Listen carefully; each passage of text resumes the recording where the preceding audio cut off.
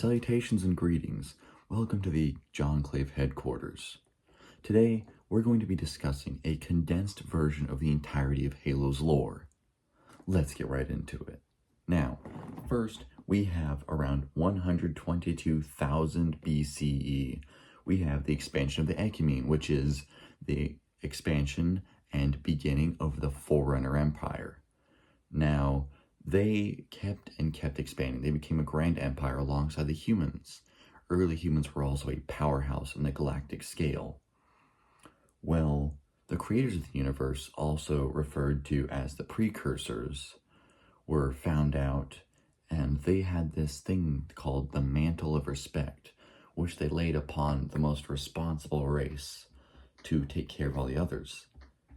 They laid it upon the humans, and the Forerunners took that personally and slaughtered the creators of the entire universe. Once that happened, they ended up retreating and turning themselves into a tiny, unidentifiable dust. That dust is going to come into play later, because now we have humans sent entirely back to the Stone Age.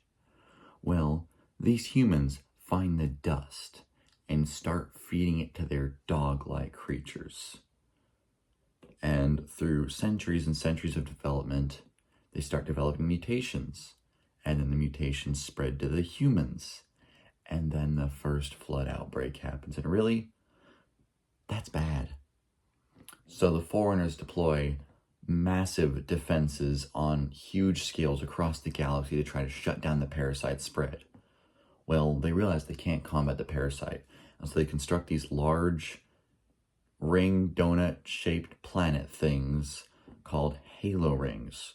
And the whole objective of them is to wipe out all sentient life in the universe to create a world where the flood end up starving. It also hosts a little bit of every single life form so they can get jettisoned back onto their said planet to keep the universe flowing while also eliminating the parasite threat. Now, around the year 97,000, all life in the universe was reintroduced to their natural habitat, and everything started going fine. That is until the year 852 BCE, when a race called the Sanhili met up with a race called the Sanshayum. They were fighting over what they thought were the artifacts of gods, being the Forerunners.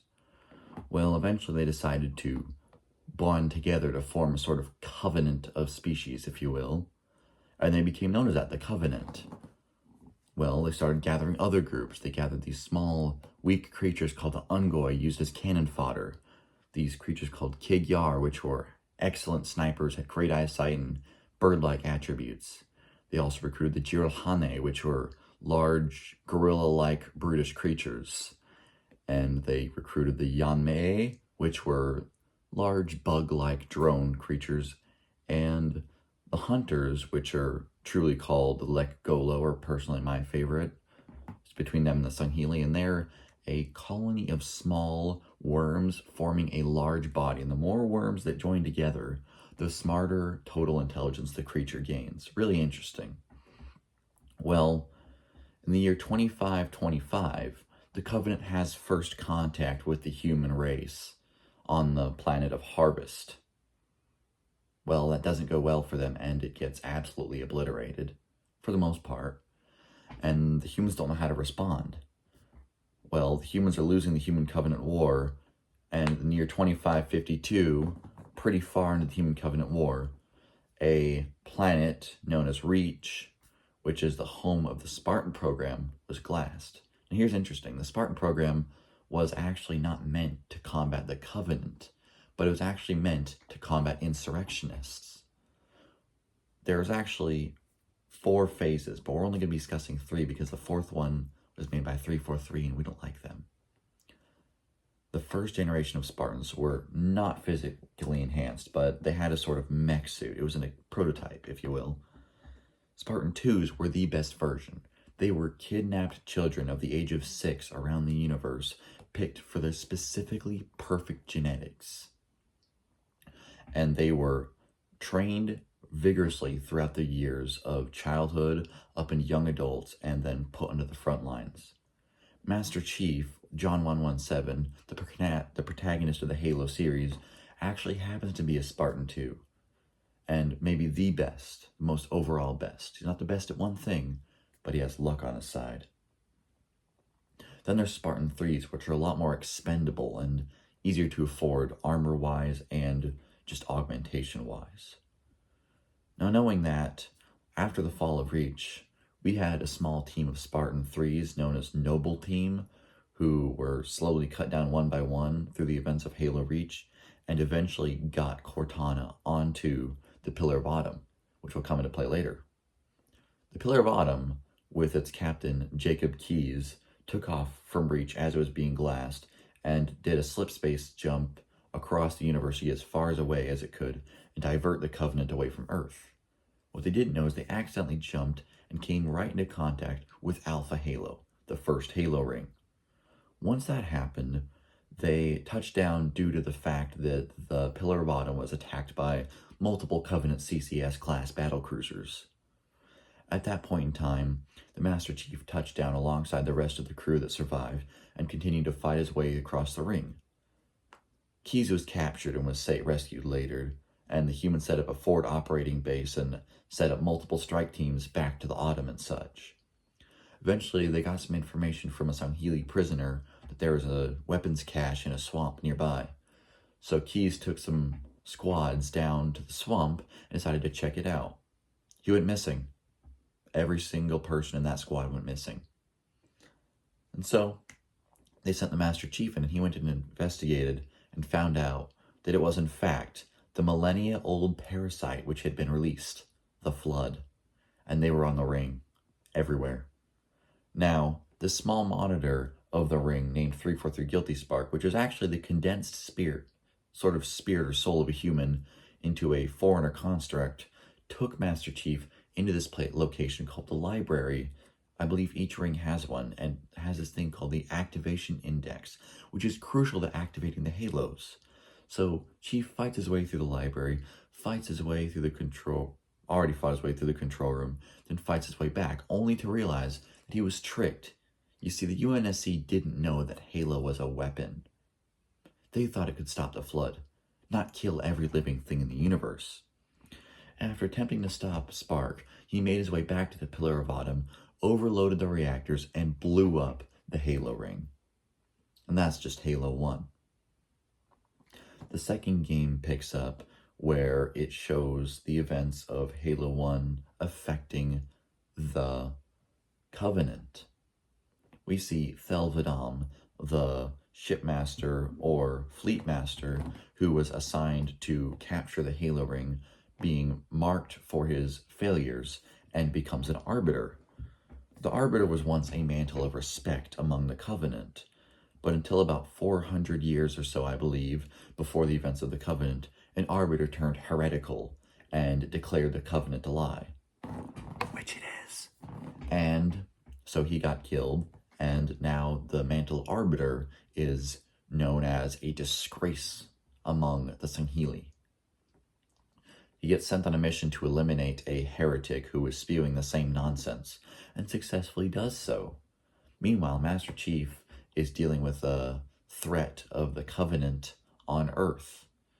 And once he deals with the Covenant threat on Earth, moves on back to the Arbiter, who's also dealing with the threat of the humans. Then he gets sent on a suicide mission against the quarantine zone, and things get a little blurry here for me personally, but all I know is that Miranda Keyes, who is Captain Keyes' daughter, she gets her hands on the activation index with the help of the Arbiter after it was proved that the Great Journey is a lie and the elites were betrayed by the Brutes and the rest of the Covenant.